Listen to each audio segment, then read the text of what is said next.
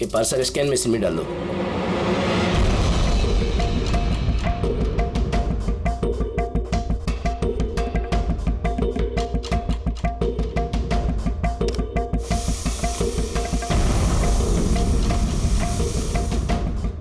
ये parcel reception में दे दो।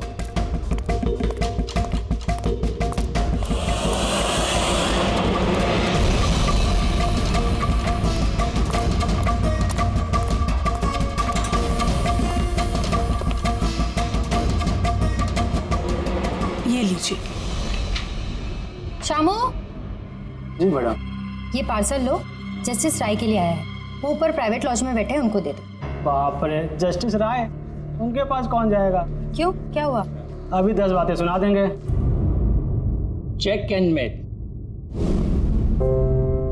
राय, शतरंज खेलना भूल गए? ऐसी कोई बात नहीं है, मैं बस आज तगड़ा खेलने के मूड में नहीं हूं। और सुनो, तुम भी आज मुझे हराने की कोशिश नहीं करोगे, समझे? क्यों भाई, तुम्हारा जन्मदिन है इसलिए? बिल्कुल। बहुत अच्छा गेम खेला तुमने, एक और खेले? ठीक है।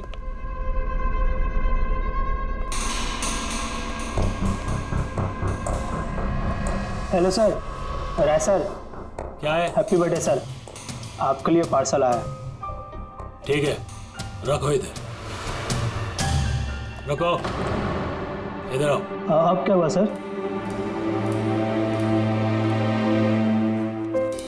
ये लो।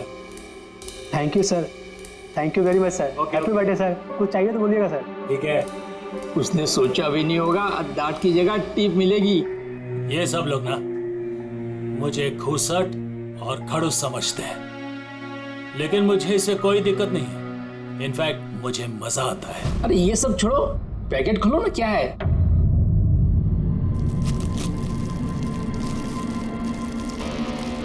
ये है क्या? देश के सर्वश्रेष्ठ कानूनी दिमाग को सम्मान पूर्वक भेंट। कोई नाम नहीं? Press the tell.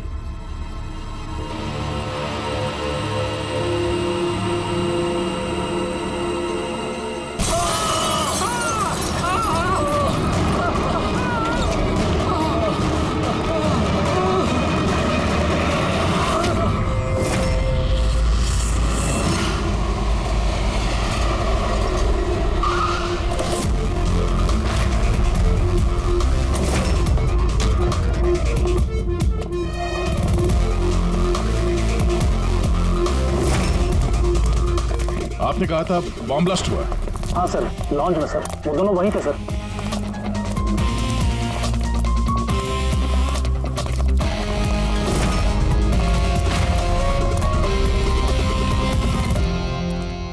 ये देखिए सर।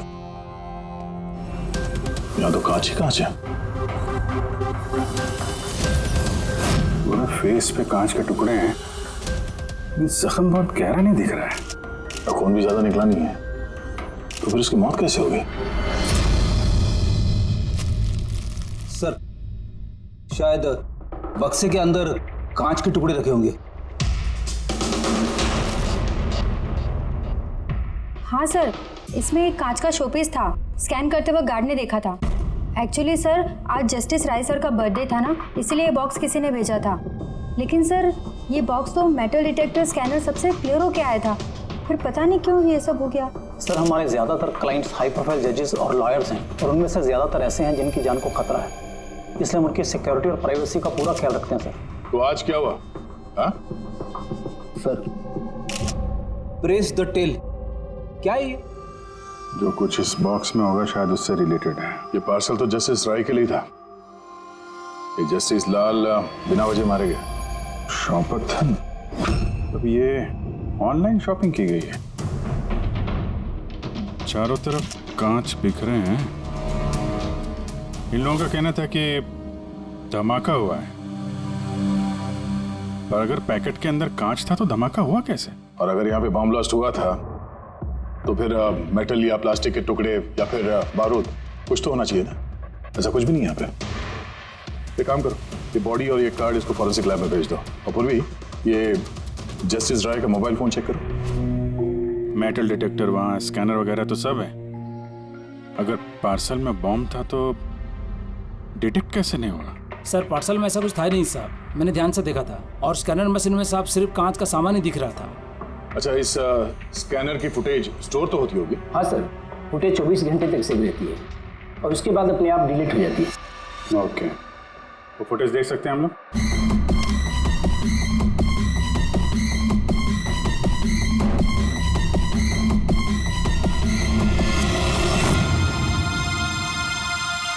ये क्या?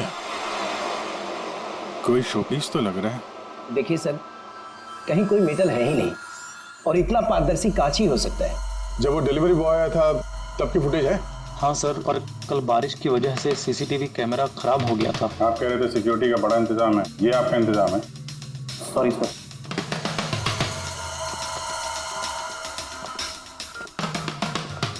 अब दे के हमारे पास यही एक सुराग बचा है, वो कुरियर आईडी, बस।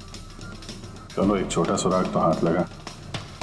बाकी फॉरेंसिक लैब में साड़ू के साथ भी कुछ ना कुछ जरूर ढूंढ निकालेंगे।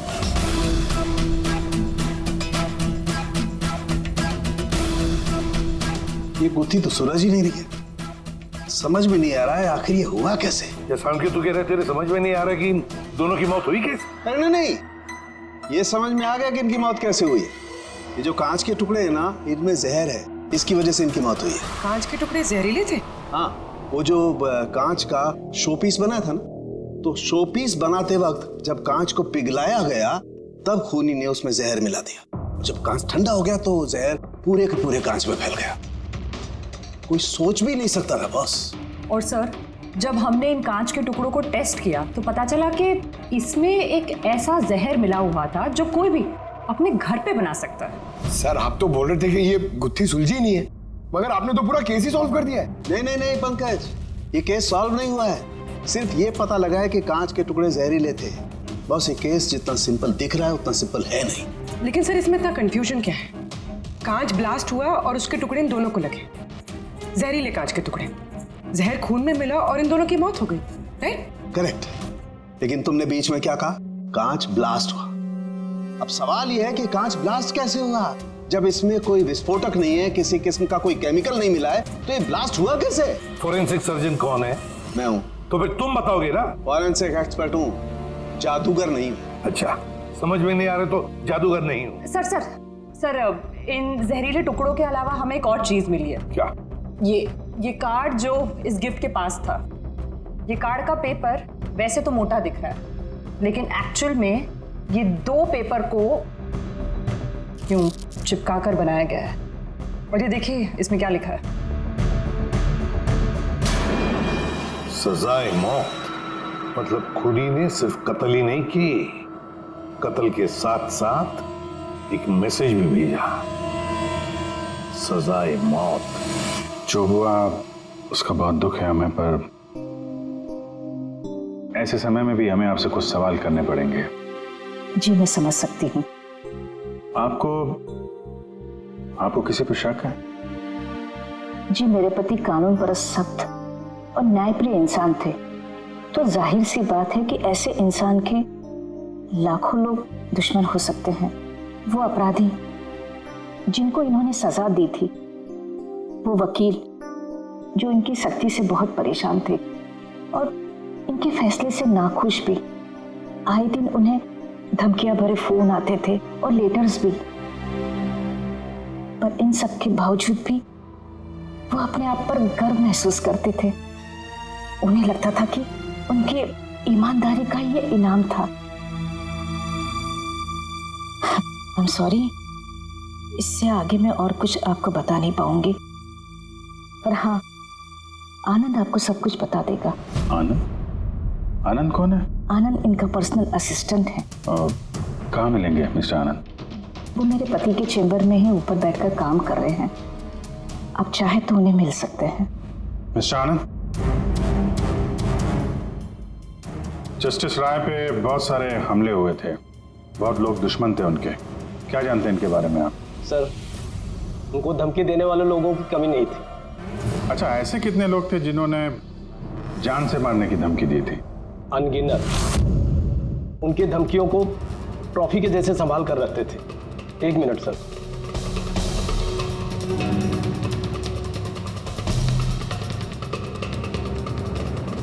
ये रही उनकी ट्रॉफीज।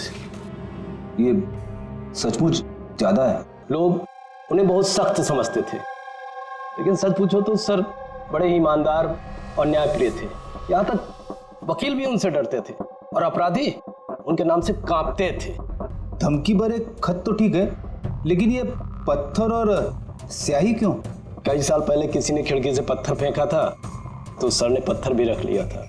और ये स्याही की बॉटल? अरे सर ये तो कुछ ही महीने पहले की बात है।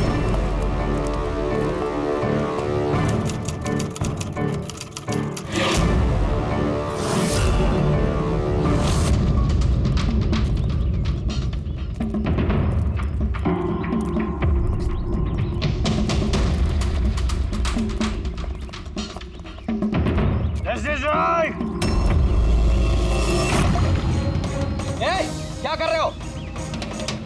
तुम्हारी इसी स्याही ने मेरी जिंदगी बर्बाद की थी, याद है ना? अभी चाहकर भी भूल नहीं पाओगे मुझे, नहीं भूल पाओगे तुम। रखो, आनंद जाके बॉटल लाओ। ठीक है सर। ओके। अब ये बॉटल सोवेनियर बनेगी हमारी स्टडी रूम में। Yes sir.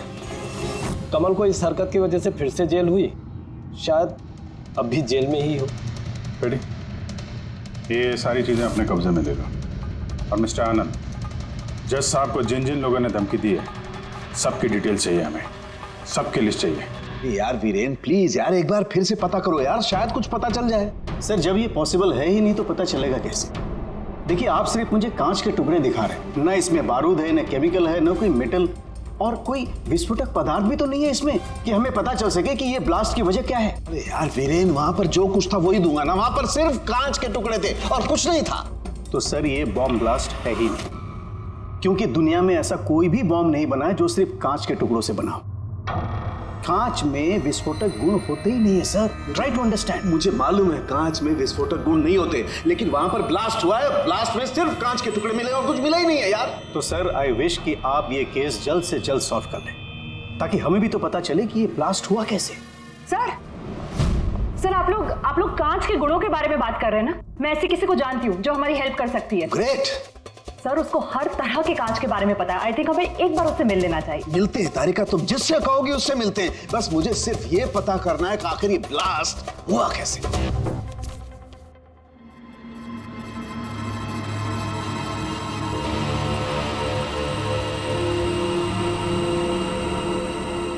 हाँ भाई, कहाँ तक पहुँचा? सर बस 2 मिनट हो जाएगा, 2 मिनट। ओके, देखें पूर्वी को क्या मिला। फोन से कुछ पता चला राय साहब के? हाँ सर, कुछ अजीब से मैसेजेस मिले हैं जस्टिस राय और जस्टिस लाल के बीच। अजीब मैसेज? कैसे हैं? ये देखिए सर, ये मैसेजेस हैं या शायद कोई कोड्स हैं जो नंबर्स और लेटर्स को मिला के बनाए गए हैं। ये देखिए सर, ये मैसेजेस जस्टिस राय ने जस्टिस लाल को 2 बार भेजे, एक बार 3 महीने पहले और दूसरी बार सिर्फ 1 महीने पहले।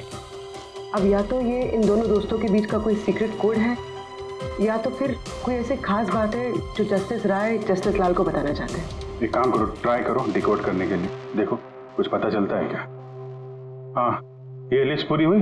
हाँ सर, जस्टिस राय के पीए आनंद ने जो हमें धमकियों के बारे में बताया था सर, उस हिसाब से हमने ये 3 सस्पेक्ट की लिस्ट बनाई है।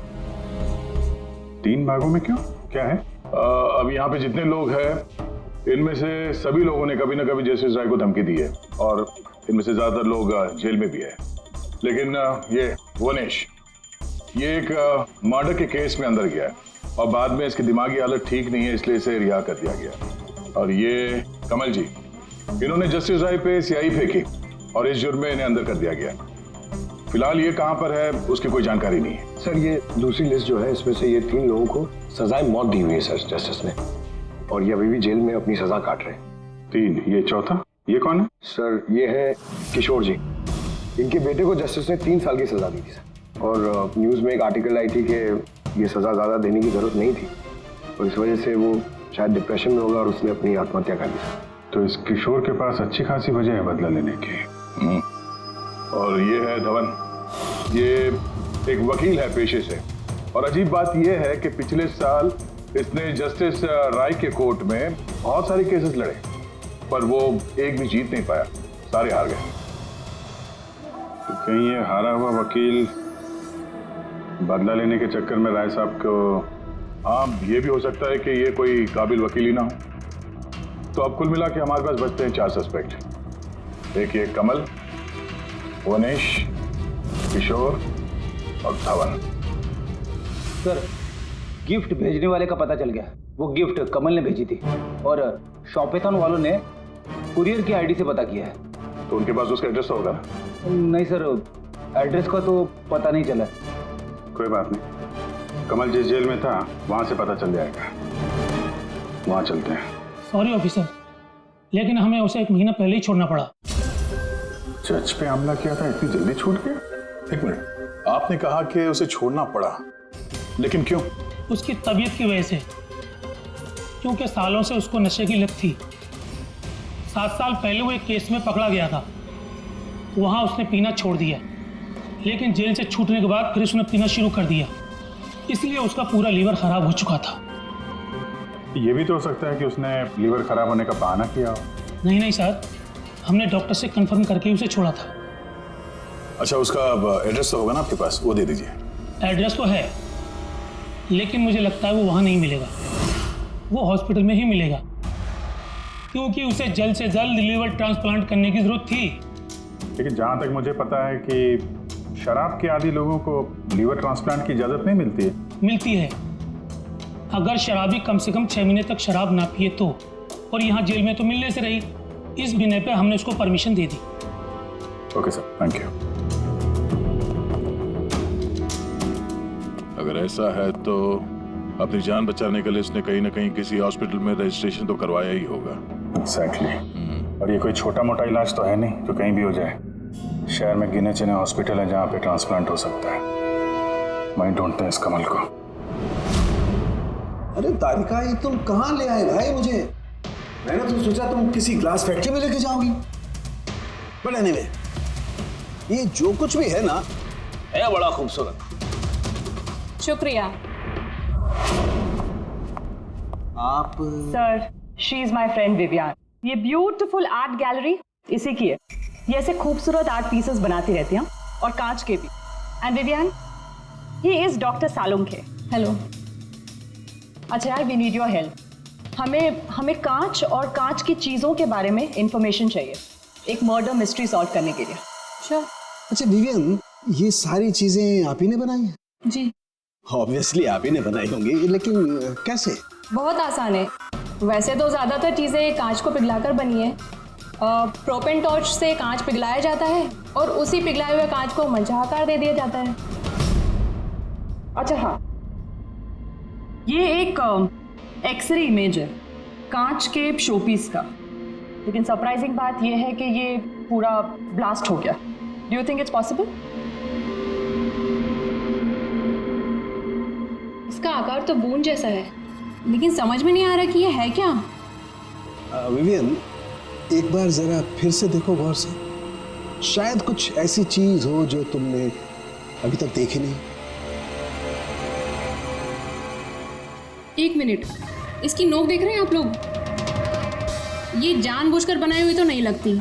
I mean, जिसने भी इसे बनाया है उसने कांच को पिघलाकर बहुत जल्दी उसे ठंडा कर दिया है, बिल्कुल तुरंत, जिससे कि ये कांच का आकार न केवल बूंद के जैसा रह गया है, बल्कि इसकी नोक पतली, लंबी और नाजुक हो गई है।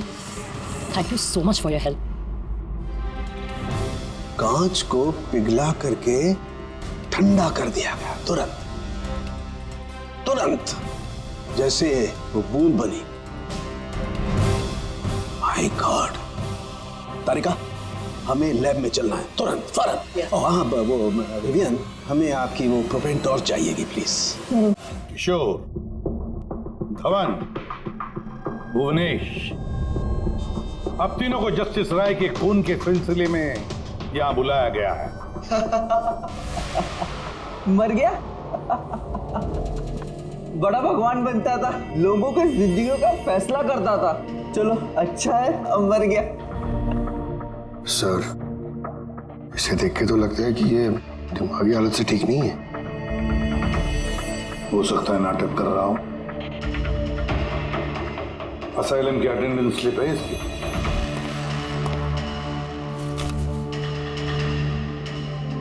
सर इसमें तो लिखा है कि 1 महीने से बाहर ही नहीं गया असाइलम से।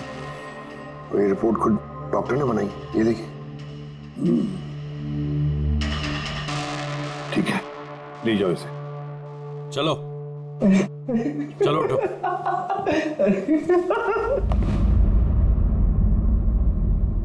खुश तो आप भी होंगे ना जस्टिस राय की मौत से? देखिए, मैं मानता हूं कि मेरे बेटे ने गलती की थी, गलत संगत में पड़ गया था वो, लेकिन न तो उसका गुनाह इतना बड़ा था और न ही उसकी उम्र कि उसे माफ न किया जा सके। और फिर अगर सजा देनी ही थी तो कम सजा दी जा सकती थी उसे, लेकिन जस्टिस राय ने ऐसा कुछ नहीं किया, जिसकी वजह से आपके बेटे ने आत्महत्या कर ली। जी। और आप जस्टिस राय को उसका जिम्मेदार मानते हैं? बिल्कुल मानता हूं, और मैं खुद को भी जिम्मेदार मानता हूं। शायद मेरी अपनी परवरिश में कोई कमी रह गई थी। और धवन जी, आपने पिछले साल में जस्टिस राय के कोर्ट में 17 केसेस लड़े हैं और आप 17 के 17 केसेस हार गए। आपको भी गुस्सा आया होगा, इसलिए आपने तो इस वजह से मैंने उनका खून कर दिया, ऐसा सोच रहे हैं आप? इससे बचकानी सोच कोई हो ही नहीं सकती। इस वजह से कोई किसी का खून करता है क्या? इस जजमेंट की वजह से आपके क्लाइंट्स आपको छोड़कर चले गए, वकील के तौर पर आपकी बदनामी हुई। जस्टिस राय ने ना सिर्फ आपके खिलाफ जजमेंट दी, बल्कि आपके प्रैक्टिस के खिलाफ, आपकी वकालत के खिलाफ जजमेंट दी। सर, मैं मानता हूं आपने जो कुछ भी कहा सच है, लेकिन इससे यह कतई साबित नहीं होता कि मैंने उनका खून कर दिया है। धवन जी, साबित नहीं हुआ तो क्या हुआ? हो तो सकता है ना। देखिए सर, मेरी इतने सालों की प्रैक्टिस है, इस पेशे में कोई नया नहीं हूं मैं। सर, मैंने इतने सालों तक मेहनत करके बहुत नाम कमाया है, लोग जानते हैं मुझे। और सर, जिस वक्त जस्टिस राय का खून हुआ उस वक्त मैं कहां था, क्या कर रहा था, किसके साथ था, इन सब बातों का ब्यौरा दे सकता हूं मैं, वो भी गवाहों और सबूतों के साथ। एक बात मत भूलिए धवन जी, खून एक पार्सल की वजह से हुआ है, और जिस वक्त खून हुआ उस वक्त खूनी वहां पर मौजूद नहीं था, समझे आप? इसलिए आपके गवाह और आपके सारे सबूत हमारे लिए कोई मायने नहीं रखते। आप सिर्फ भूलिएगा मत कि जब तक ये केस सॉल्व नहीं होता आप हमारे शक के दायरे में हैं।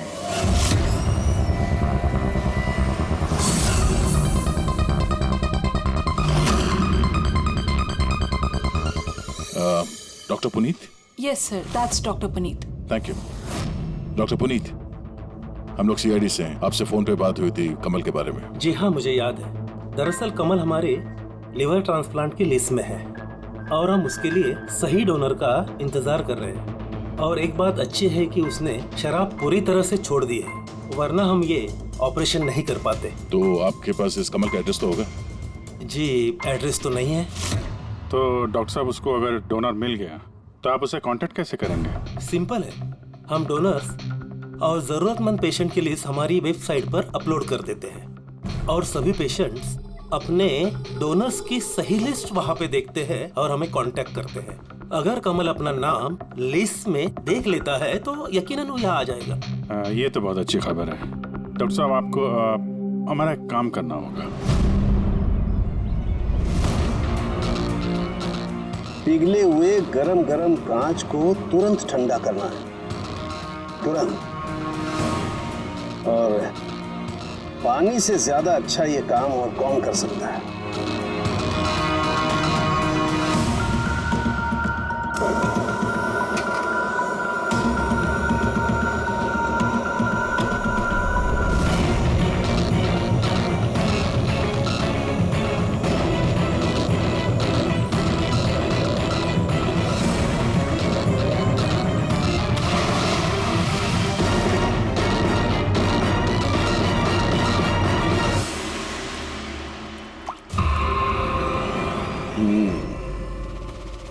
तो ऐसे बनी ये कांच की बूंद, लेकिन जस्टिस राय की जिस बूंद से मौत हुई थी वो तो काफी बड़ी थी। ठीक है, मैं भी एक बड़ी बूंद बनाने की कोशिश करता हूं।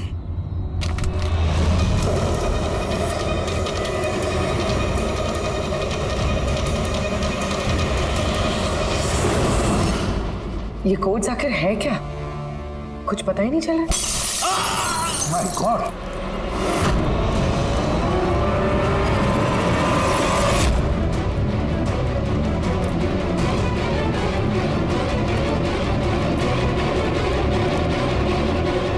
अरे सर, सालों के साहब क्या हुआ?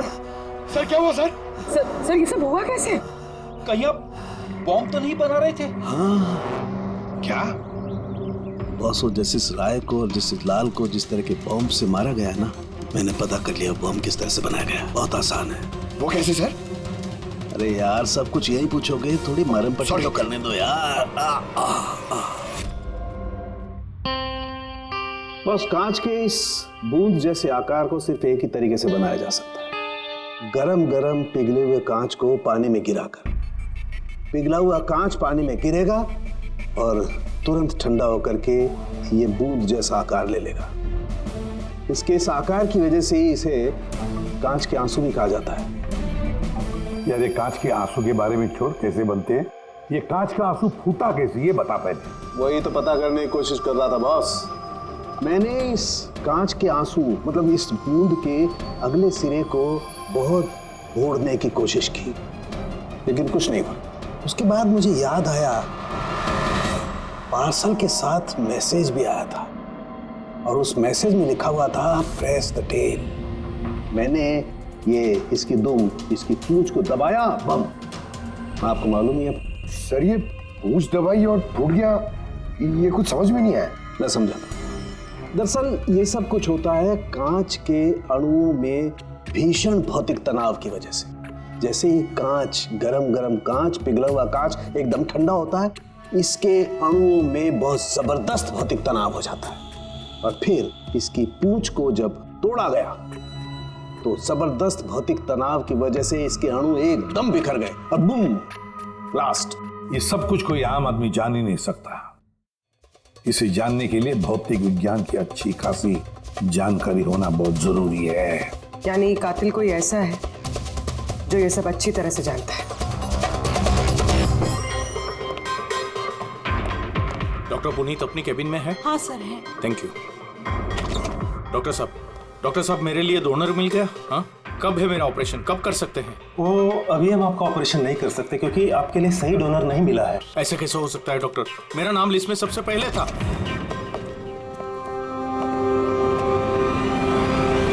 देखिए, मेरी सजा काट चुका हूँ पूरी तरह से, फिर आप लोग मुझे कहाँ लेके जा रहे हैं? मैंने ऐसी कोई गलती भी नहीं की है। जस्टिस राय का खून हो गया है।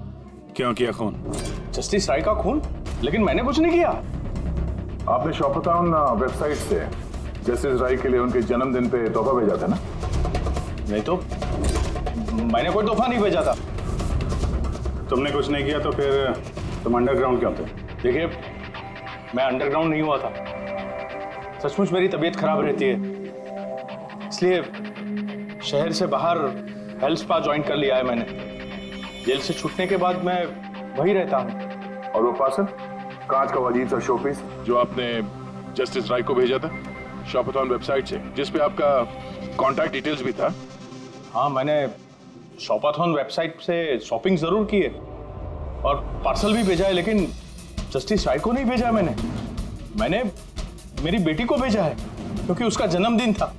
मेरी वाइफ मुझसे नाराज है, इसलिए मेरी बेटी को मुझसे नहीं मिलने दे रही है, तो मैंने वो शॉपथॉन वेबसाइट से गिफ्ट खरीदा और मेरी बेटी को पार्सल कर दिया।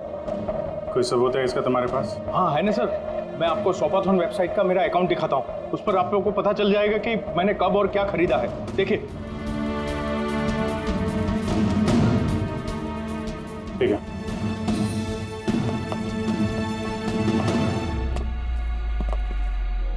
ये आदमी तो वाकई सच बोल रहा। इसने तो वो गिफ्ट अपने बेटी के लिए खरीदा था, और वो भी जस्टिस राय की मौत के 2 हफ्ते पहले। मतलब कातिल जानबूझ के हमारा ध्यान इसकी तरफ भटका रहा था। यानी वो जो कोई भी है उसे कमल की पूरी हिस्ट्री के बारे में मालूम था।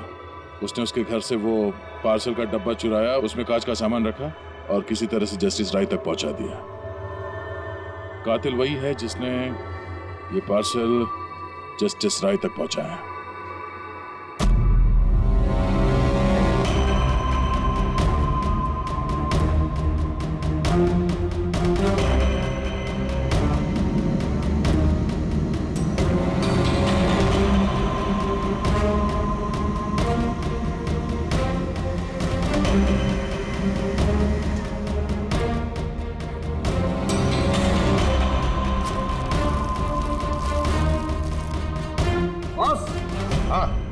एक मिनट जरा,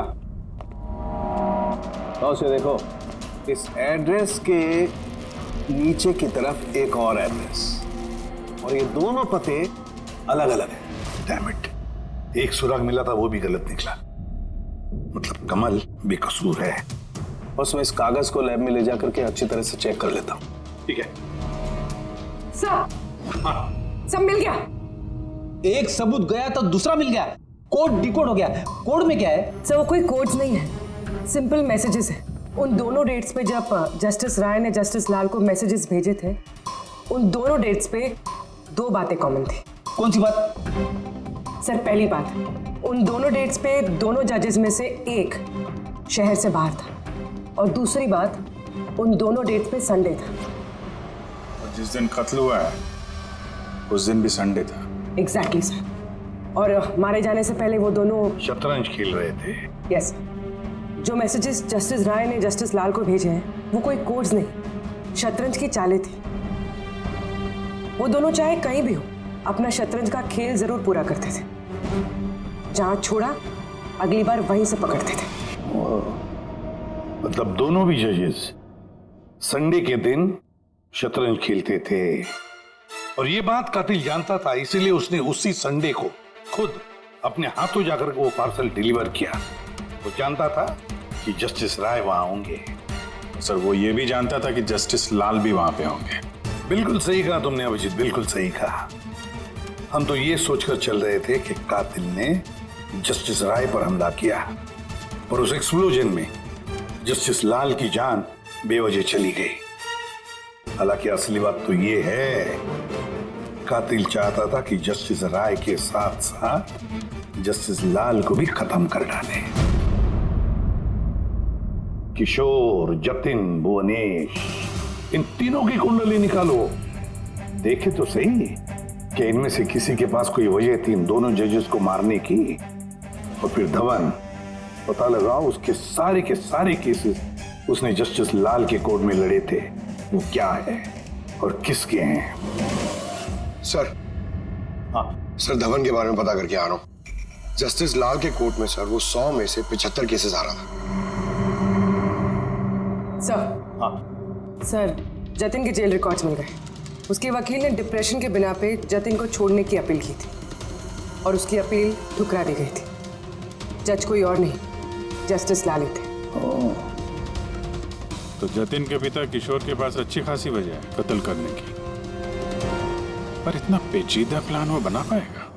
वही तो सर, किशोर एक स्कूल टीचर है, उसे कैसे पता होगा कि कांच के आंसू से किसी की जान जा सकती है? ये तो इस बात पर निर्भर है कि ये किशोर मास्टर जी स्कूल में कौन सा विषय पढ़ाता है। पता लगाओ ये कौन सा सब्जेक्ट पढ़ाता है स्कूल में।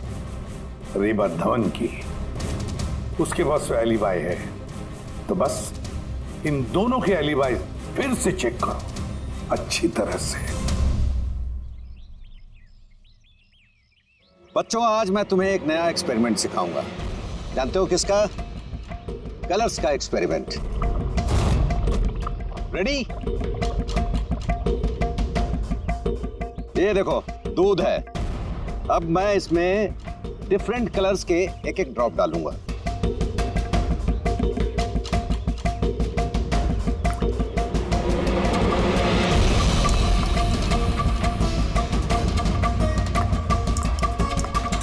Now come here. देखो बेटा, अब जब मैं ये बर्ड इसके अंदर डालूंगा तो तुम्हें देखने को मिलेगा कि अणु किस तरीके से प्रक्रिया करता है। देखो,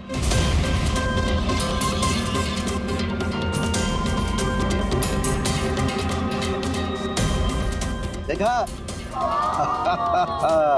इसे कहते हैं विज्ञान का जादू। कमाल है। नहीं, मैं आपके प्रयोग की बात नहीं कर रहा हूं, आपके बारे में बात कर रहा हूं। आपने कभी बताया नहीं कि आप विज्ञान पढ़ाते हैं?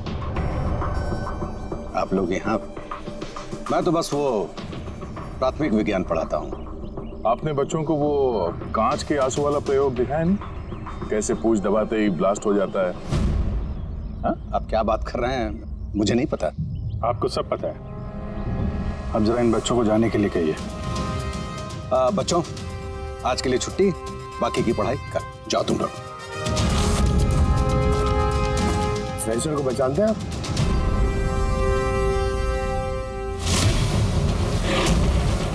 रविवार याद है आपको, जिस दिन टीचर पेरेंट मीटिंग थी? और उसी दिन जस्टिस लाल और जस्टिस राय का खून भी हुआ था। उस दिन आप आए नहीं थे, एब्सेंट थे। इस केस में जिन लोगों पे हमें शक था उनकी आलिबाइस, यानी कत्ल के वक्त वो कहाँ थे, किसके साथ थे, उसका पूरा ब्यौरा सबूत के साथ हमारे पास है, सिवाय आपके। रविवार को आप कहाँ थे? मैं घर पे ही था। मेरी तबीयत नहीं ठीक थी, इसलिए मैं जा नहीं पाया। झूठ, आप घर पे नहीं, क्लब हाउस में थे। जस्टिस राय को वो पैकेज डिलीवर करने गए थे। अगर मैं मान लूं कि आप ठीक कह रही हैं, कोई सबूत है आप लोगों के पास? सबूत तो खैर अभी नहीं है। अच्छा, ये जो आप ये जो प्रयोगशाला यहाँ बनाया हुआ आपने, यहाँ पे जो बच्चों को दिखाते हैं, इसके अलावा कहीं प्रयोग करते हैं या यही जगह है? नहीं, बस यहाँ पे यही एक खुली बड़ी जगह है जहाँ मैं बच्चों को कुछ इंटरेस्टिंग प्रयोग बताता हूँ। अच्छा,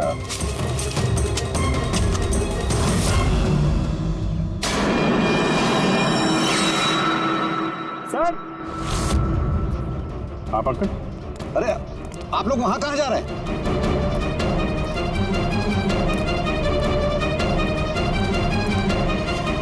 अरे ये क्या कर रहे हैं आप?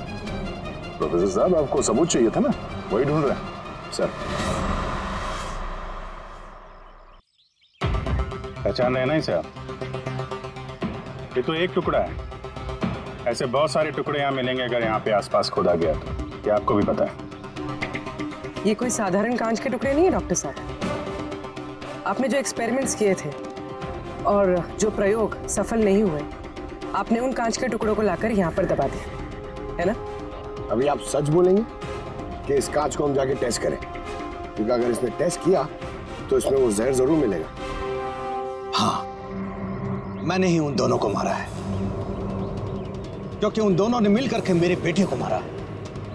मैंने उसी वक्त ठान लिया था कि इन दोनों से अपने बेटे की मौत का बदला लूंगा मैं।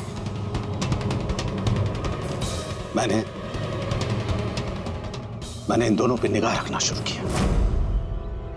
एक दिन बच्चों के लिए इंटरनेट पे कुछ अनोखे प्रयोग ढूंढ रहा था मैं, तभी मुझे ये कांच के आंसू का प्रयोग मिला। मैंने सोच लिया कि अपने बेटे को इंसाफ दिलाने का यही एक तरीका है। मुझे पता था कि कमल जस्टिस राय पे स्याही फेंक चुका है और अभी अभी जेल से छूटा है। मुझे उसकी बेटी के बारे में भी पता था। मैं जानता था कि वो उसे बर्थडे गिफ्ट जरूर भेजेगा। अरे भाई साहब, ये भी लेना।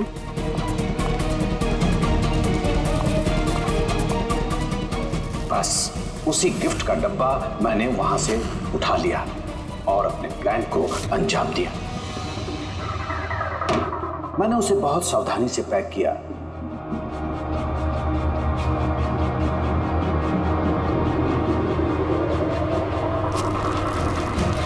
और फिर डब्बे पे पुराने एड्रेस के ऊपर नया एड्रेस लगाया। फिर मैंने उन दोनों की मौत का सामान वहां पहुंचा दिया। मुझे जो करना था मैंने कर दिया। मैंने उन दोनों से अपने बेटे की मौत का बदला ले लिया, उसे इंसाफ दिला दिया। इंसाफ नहीं, सिर्फ बदला था। जिसे ना तो तुम्हारे मरे हुए बेटे की आत्मा को शांति मिलेगी और ना ही उन बच्चों को जो तुम्हें अपना गुरु मानते हैं। हाँ, तुम्हारी इस गलती से उन्हें सबक जरूर मिलेगी। अपनी बची हुई जिंदगी जेल में काटते हुए शायद आप भी अपना सबक सीख ही लेंगे।